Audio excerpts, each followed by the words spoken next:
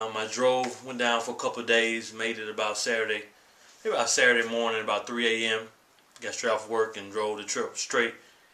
And once I got there, it wasn't too long from then, and my nephew woke up, and things were a little bit different for me.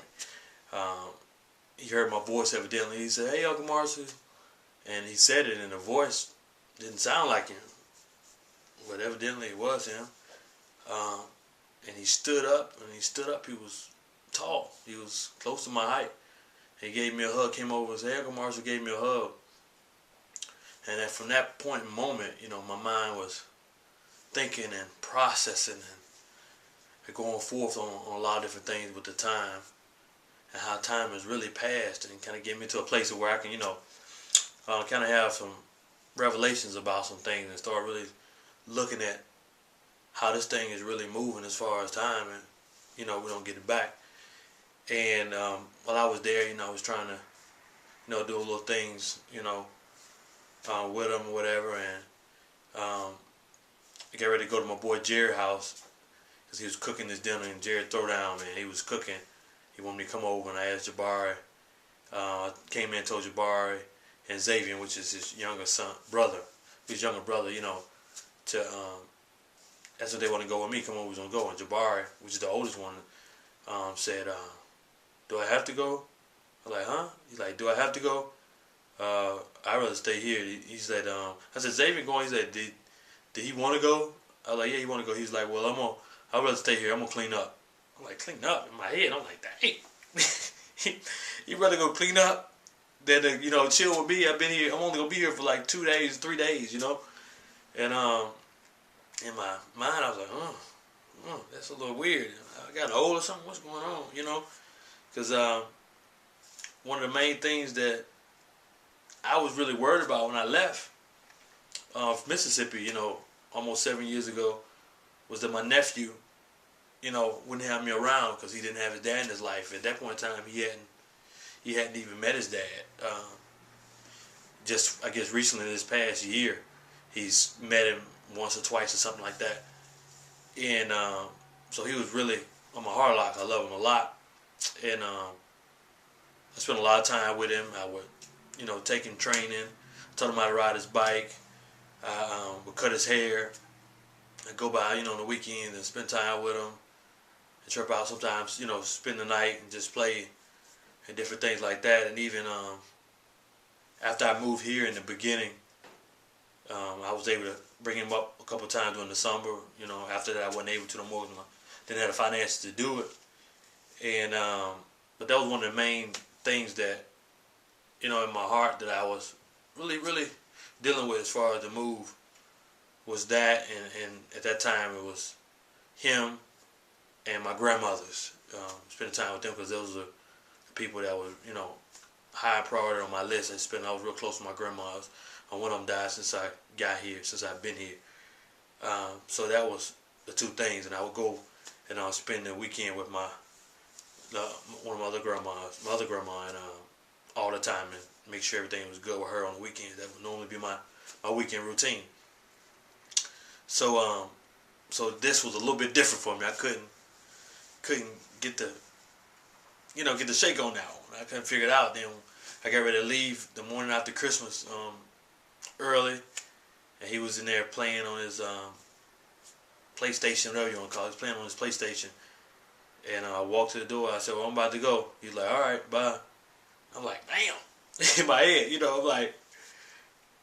So I walked on down the hall, talked to my little nephew, let him know, "Well, see you later." He's like, "All right, bye, Marshall." He didn't get up, and I was like, well, trying to say a little loud. I was like, "Well, I'll see y'all probably next year, another year, whatever," thinking that maybe, something gonna happen. If nothing happened, I even had to ask, my little nephew to get up and open the door to let me out. And then I drove back, and I'm a silent person as far as I'm always thinking. So I drove back in silence and stuff like that, and my mind was really wondering on some things, trying to see, what's going on. Like, dang, that was cold, man. He ain't caring for me like that, like, dang. So in my mind, I really couldn't figure out what's going on. I remember my sister often calls and talk to her, and she often calls and say, "Man, the Jabari remind me so much like you. It's scary. It's crazy, And even sometimes when I would call and me and him would have a little small conflict about something, and I said, that boy, he's just like you. And she would go to the point of letting me know, that, the way would read into the word in the Bible and stuff like that, and come about scripture, even as views, I think it was last year, whatever, as far as sexual stuff in high school, he ain't thinking about that. He was telling her how he want to focus on making sure he don't do that in his relationship with God and stuff like that for, the marriage and stuff like that. And those were the views that I was in high school and really throughout college. And just the difference, of how we remind each other, even the way he thinks. And I'm always singing and he always singing, and we ain't around each other, but it's like congruent to how our natures and the way we analyze stuff and think stuff. But she told me one day, she said, I told Jabari, boy, if you ain't your Uncle Marshall, I don't know who you are, something like that, whatever. And he said, Mom, is that a good thing? And she said, the way he said it, she said she had to tell him, she said, yeah, your Uncle Marshall, he can be stubborn, but, he's a great man, great man. And after she told me that kind of really made me start thinking, like, wow. And started thinking, and I thought about it, and I think yesterday I was thinking, and I was like, man, that's jacked up, how things are and everything. But then I realized it. I said, it's my fault. It's totally my fault. It's totally my fault altogether, and because I hadn't had the time. I hadn't had the time at all, and for him to have to ask that, it finally hit me. Even though this happened a while back, I was thinking about it. It finally hit me. He had to ask that because he didn't know. He don't know me like that. You know what I mean?